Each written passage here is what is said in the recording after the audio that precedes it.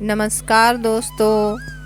कार्तिक के महीने में तुलसी जी की पूजन का बहुत ही बड़ा महत्व समझा जाता है।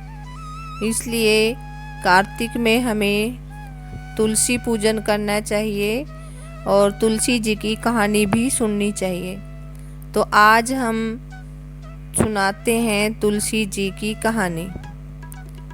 कार्तिक महीने में सब औरतें तुलसी माता को सींचने जाती।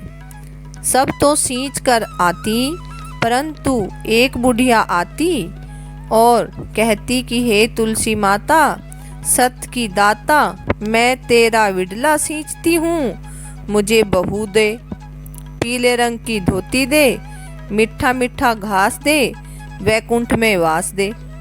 चटक की चाल दे, अच्छी मौत दे, चंदन का काठ दे, अच्छा राज दे, दाल भात खाने को दे और 11 के दिन दे, कृष्णा का कंधा दे।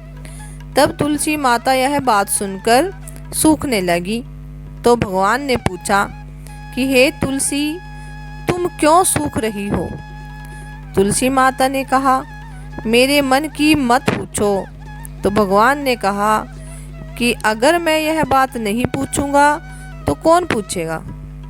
तो तुलसी माता ने कहा कि एक बुढ़िया रोज आती है और यही बात कह जाती है, परंतु मैं यह सब बात तो पूरी कर दूंगी, लेकिन कृष्णा का कंधा कहाँ से दूंगी?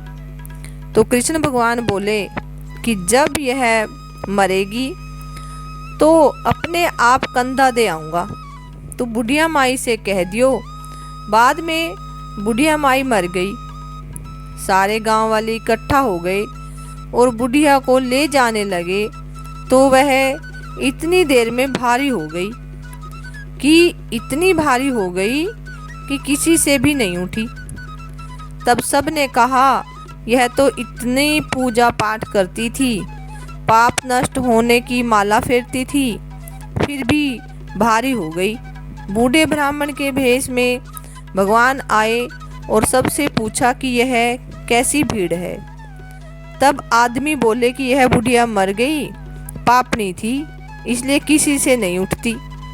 तो भगवान ने कहा, मेरे को तो एक बात कान में कहने दो तो उठ जाएगी।